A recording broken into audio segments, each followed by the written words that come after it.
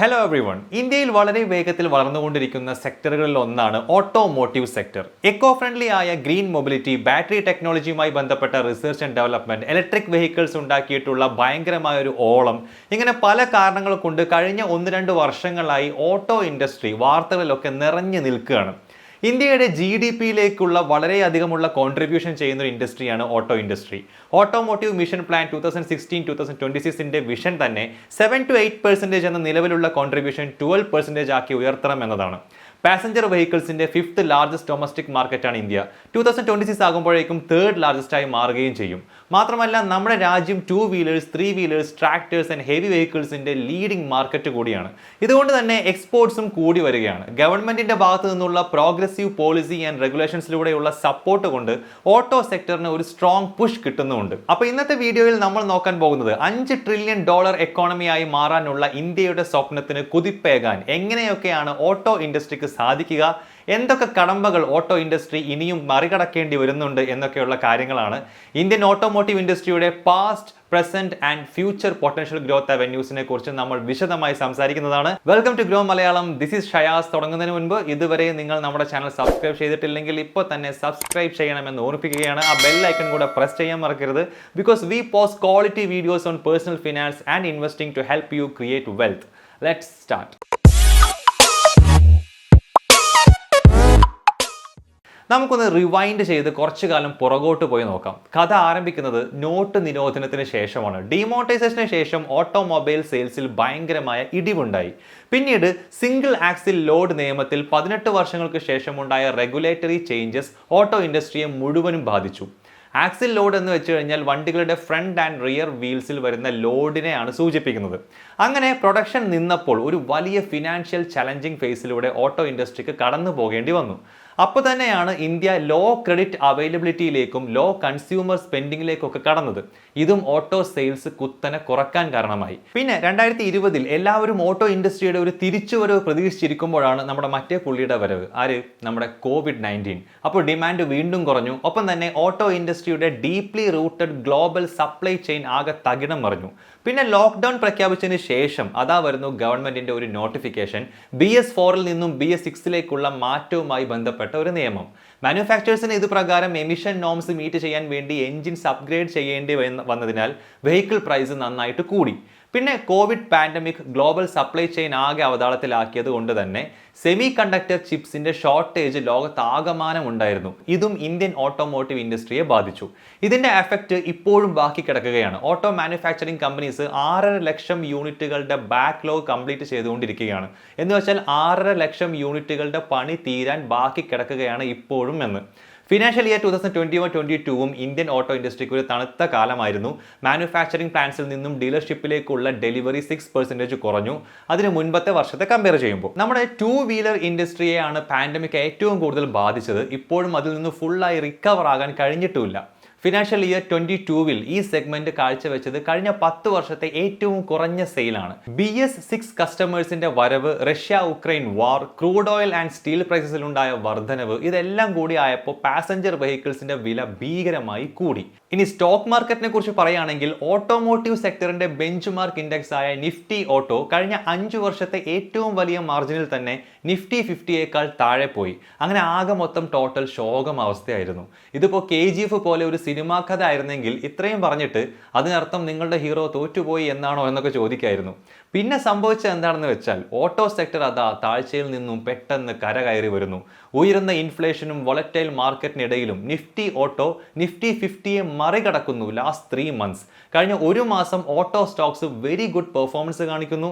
മാർക്കറ്റിൽ ഒരുപാട് എക്സ്പേർട്സും അനലിസ്റ്റുകളും ഓട്ടോ സെക്ടറിനെ ബുള്ളിഷായി കണക്കാക്കുന്നു. എന്തായിരിക്കും സംഭവിച്ചത്? കഴിഞ്ഞ 2-3 മാസം ഈ ഇൻഡസ്ട്രിയിൽ എന്തൊക്കെ ഡെവലപ്മെന്റ്സ് ഉണ്ടായത് കൊണ്ടാണ് ഓട്ടോ കമ്പനീസ് ഇപ്പോൾ സ്ട്രോങ് ആയി പെർഫോം ചെയ്യുന്നത് എന്നാണ് അപ്പോൾ കഥയുടെ അടുത്ത പാർട്ട്. പ്രസന്റ് നിലവിൽ ഓട്ടോ ഇൻഡസ്ട്രി വളരെ നന്നായി പെർഫോം ചെയ്തുകൊണ്ടിരിക്കുകയാണ്. സപ്ലൈ സൈഡിൽ ഉണ്ടായിരുന്ന കുരുക്കുകളൊക്കെ കുറഞ്ഞു വന്നു. Crude oil and steel prices കുറഞ്ഞു വരുന്നത് ഇൻപുട്ട് കോസ്റ്റ് കുറച്ചു. കൂടി വരുന്ന ഡിമാൻഡും കുറഞ്ഞു വരുന്ന ഫ്യൂൽ പ്രൈസും അനുകൂല ഘടകങ്ങളായി. സെമി കണ്ടക്ടർ ചിപ്സിന്റെ സപ്ലൈ ക്ഷാമവും മുൻപത്തേക്കാൾ കുറഞ്ഞത് ഇൻഡസ്ട്രിക്ക് ഒരു ബൂസ്റ്റായി. കോവിഡ് പാൻഡമിക്കിൽ നിന്നും ഇന്ത്യൻ എക്കോണമി മെല്ലെ കരകയറി വരുമ്പോൾ ആളുകൾ പ്രത്യേകിച്ച് മില്ലേനിയൽ ജനറേഷൻ പേഴ്സണൽ വെഹിക്കിൾസ് സ്വന്തമാക്കാൻ ആഗ്രഹിക്കുന്നത് കൂടി വരികയാണ്. ഈ ലൈഫ് സ്റ്റൈൽ ചേഞ്ചും ഓട്ടോ സെക്ടറിൽ ഇന്ന് കാണുന്ന കൂടിയ ഡിമാൻഡിന് കാരണമായി. മാരുതി സുസുക്കി പോലെയുള്ള ലാർജ് കമ്പനീസിനൊക്കെ മികച്ച ഓർഡർ ബുക്കാണ് നമുക്ക് കാണാൻ കഴിയുന്നത്. അതുപോലെ ടൂ വീലർ സെയിൽസ് നല്ല ഹെവി മൺസൂണിനെ ഭയങ്കരമായി ഡിപ്പെൻഡ് ചെയ്യുന്ന ഒന്നാണ്. റൂറൽ ഇന്ത്യയാണ് ടൂ വീലേഴ്സിന്റെ ലാർജസ്റ്റ് മാർക്കറ്റ്. നല്ലൊരു മൺസൂൺ ഉണ്ടായാൽ നമ്മുടെ അഗ്രികൾച്ചറൽ എക്കോണമി ഉയരുകയും അത് റൂറൽ മാർക്കറ്റിൽ ടൂ വീലേഴ്സിനുള്ള ഡിമാൻഡ് കൂട്ടുകയും ചെയ്യും. ഇതുകൊണ്ട് തന്നെ ടൂ വീലർ സെയിൽസിൽ ഒരു തിരിച്ചുവരവാണ് പ്രതീക്ഷിക്കുന്നത്. ഇതൊക്കെയാണെങ്കിലും ഈ ഇൻഡസ്ട്രിയുടെ തുറുപ്പ് ചീട്ട് എന്ന് പറയുന്നത് ഇലക്ട്രിക് മൊബിലിറ്റിയാണ്. EV ഇലക്ട്രിക് വെഹിക്കിൾസ്, അതാണ് ഇപ്പോൾ നമ്മുടെ ഏറ്റവും വലിയ സംസാര വിഷയം അല്ലേ. അതിനെക്കുറിച്ചാണ് നമ്മൾ ഇനി പറയാൻ പോകുന്നത്. മഹീന്ദ്ര ആൻഡ് മഹീന്ദ്രയ്ക്കും ടാറ്റ മോട്ടോഴ്സിനും ഫോറിൻ ഇൻവെസ്റ്റ്മെന്റിലൂടെ ഒരു നല്ല പുഷ് കിട്ടി. ഈ വർഷത്തിന്റെ ആദ്യ പകുതിയിൽ തന്നെ ഓട്ടോ ഇൻഡസ്ട്രിയിലും പ്രൈവറ്റ് ഇക്വിറ്റി കമ്പനീസിലും അറൌണ്ട് 10,000 crore റുപ്പീസിന്റെ ഇൻവെസ്റ്റ്മെന്റ് ആണ് നടന്നത്. ഇത് വെച്ച് എല്ലാ മേജർ ഓട്ടോ കമ്പനീസും അവരുടെ കാപെക്സ് പ്ലാൻ തുടങ്ങിക്കഴിഞ്ഞു. എന്താണ് ഇങ്ങനെ ഇൻവെസ്റ്റ്മെന്റ് വരാൻ കാരണം? The answer is quite simple. State and central ഗവൺമെന്റ്സിൽ നിന്നുമുള്ള സപ്പോർട്ടാണ് ഇന്ത്യയിലെ ഇലക്ട്രിക് വെഹിക്കിൾ മാർക്കറ്റിനെ ഒരു മികച്ച അട്രാക്റ്റീവ് ഇൻവെസ്റ്റ്മെന്റ് ഡെസ്റ്റിനേഷൻ ആക്കി മാറ്റിയത്. ഈ സപ്പോർട്ട് കാരണം ഓട്ടോ കമ്പനീസിന് ഈസിയായി ഫണ്ട് റേസ് ചെയ്യാനും അതിലൂടെ research and development infrastructure, advance technology integration, innovations, testing and market expansion എന്നിവയിൽ പണം ഇറക്കാനുമായി. സെൻട്രൽ ഗവൺമെന്റിന്റെ ഫെയിം എന്ന ഒരു സ്കീമുണ്ട്. ഈ സ്കീമിന്റെ സെക്കൻഡ് ഫേസിലൂടെ അടുത്ത 5 വർഷം കൊണ്ട് EV ചാർജിംഗ് സ്റ്റേഷൻസ് ഡെവലപ്പ് ചെയ്യാൻ വേണ്ടി 1000 കോടി രൂപയാണ് ഗവൺമെന്റ് അലോക്കേറ്റ് ചെയ്തിട്ടുള്ളത്. ഈ electric vehicle infrastructure development around 55,000 passengers vehicles കാർസിനും 1 മില്യൺ ടൂ വീലേഴ്സിനും സപ്പോർട്ടാകും.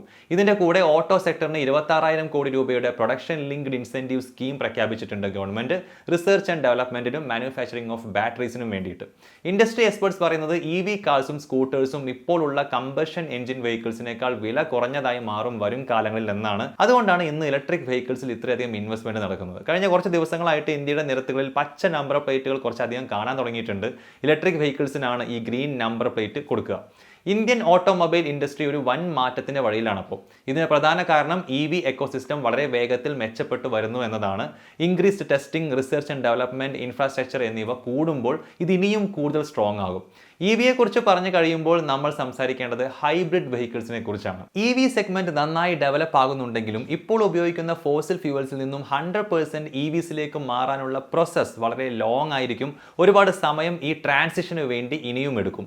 പ്രോപ്പർ ചാർജിംഗ് സ്റ്റേഷൻസ് പോലെയുള്ള ഇൻഫ്രാസ്ട്രക്ചറും high kilometre range per battery ചാർജും ഒക്കെ കസ്റ്റമേഴ്സിന് കിട്ടുന്നത് വരെ ഇത് നീണ്ടുപോകും. ഇതുകൊണ്ട് തന്നെ മാരുതി സുസുക്കി പോലെയുള്ള കമ്പനീസ് ഹൈബ്രിഡ് കാറിലേക്കാണ് ഇപ്പോൾ ഫോക്കസ് ചെയ്യുന്നത്.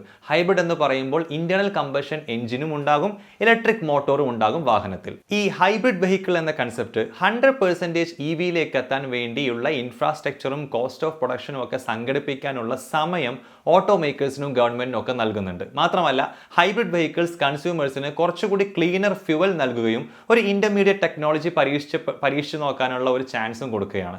ഈ സമയം കൊണ്ട് ഗവൺമെന്റ് പബ്ലിക് ട്രാൻസ്പോർട്ടിന്റെ ഇലക്ട്രിഫിക്കേഷനിലും ഫോക്കസ് ചെയ്യുന്നുണ്ട്. Public buses, autorickshaws, BRTS buses ഒക്കെ ഇലക്ട്രിഫൈ ചെയ്യുന്നതിലൂടെ പൊതുജനങ്ങൾ ഇപ്പോൾ ഉള്ള ഇന്റേണൽ കമ്പഷൻ എഞ്ചിൻ വെഹിക്കിൾസിന് പകരം ഇലക്ട്രിക് മോഡ് ഓഫ് ട്രാൻസ്പോർട്ടേഷൻ തിരഞ്ഞെടുക്കാൻ തുടങ്ങുകയും ചെയ്യും എന്നുള്ളതാണ് expectation. 100% green mobility and carbon neutral എന്ന ഗവൺമെന്റിന്റെ വിഷൻ യാഥാർത്ഥ്യമാക്കാനും ഇത് സഹായിക്കും. EV ഇൻഫ്രാസ്ട്രക്ചറിനോടൊപ്പം തന്നെ നാച്ചുറൽ ഗ്യാസ് ബേസ്ഡ് ട്രാൻസ്പോർട്ട് എക്കോസിസ്റ്റത്തിന് വേണ്ടിയും ഗവൺമെന്റ് വർക്ക് ചെയ്യുന്നുണ്ട്. കണക്കുകൾ പരിശോധിക്കുമ്പോൾ ഇന്ന് 4,500-ലധികം CNG സ്റ്റേഷൻസ് രാജ്യത്തുണ്ട്. അടുത്ത 2 വർഷം കൊണ്ട് ഇത് 8,000 ആക്കാനാണ് പ്ലാൻ. ഇത് നമ്മുടെ രാജ്യത്തിന് ഒരു പോസിറ്റീവ് ഡെവലപ്മെന്റ് ആണ്. ഗവൺമെന്റും ഓട്ടോ സെക്ടറും നല്ല ഗ്രേറ്റ് സിനർജിയോടുകൂടി ഈ വിഷൻ യാഥാർത്ഥ്യമാക്കാൻ വേണ്ടിയിട്ട് ഇപ്പോൾ വർക്ക് ചെയ്യുന്നുണ്ട്.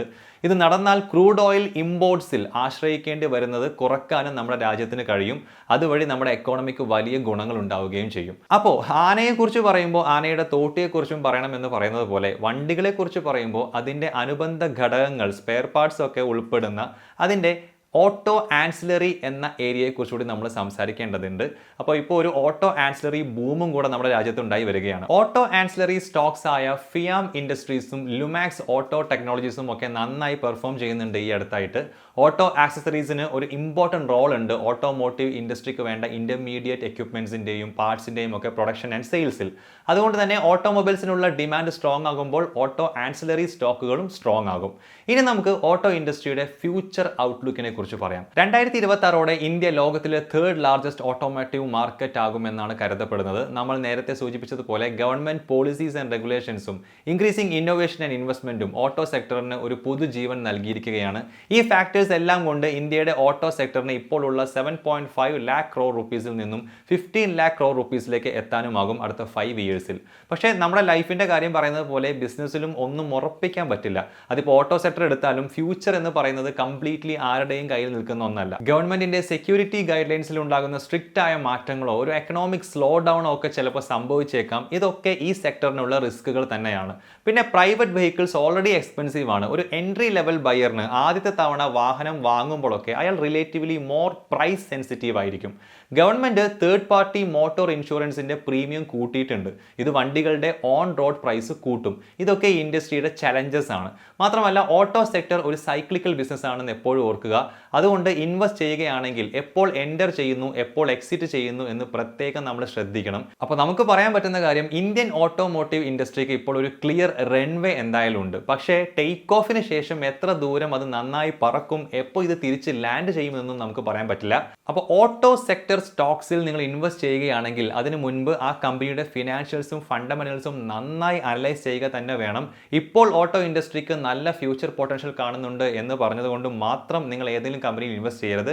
ഇൻവെസ്റ്റ് ചെയ്യുന്ന കമ്പനിയെ കുറിച്ച് നന്നായി പഠിക്കുക, അതിന്റെ ഫിനാൻഷ്യൽസും ഫണ്ടമെന്റൽസും നന്നായി അനലൈസ് ചെയ്യുക, എന്നിട്ട് മാത്രമേ നിങ്ങൾ ഇൻവെസ്റ്റ് ചെയ്യാവൂ. നമ്മുടെ ഈ ചാനലിലെ എല്ലാ വീഡിയോസും എഡ്യൂക്കേഷണൽ പർപ്പസിന് വേണ്ടി മാത്രമുള്ളതാണെന്ന് പ്രത്യേകം ഓർമ്മിപ്പിക്കുകയാണ്. നമ്മൾ യാതൊരുവിധ ബൈ ഓർ സെൽ റെക്കമെൻഡേഷൻ നൽകുന്നില്ല. ഈ വീഡിയോ നിങ്ങൾക്ക് ഇഷ്ടമായെങ്കിൽ ലൈക്ക് ചെയ്യാനും മറക്കരുത്. മറ്റൊരു ഇൻട്രസ്റ്റിംഗ് വീഡിയോ ആയിട്ട് നമുക്ക് വീണ്ടും കാണാം. Till then bye.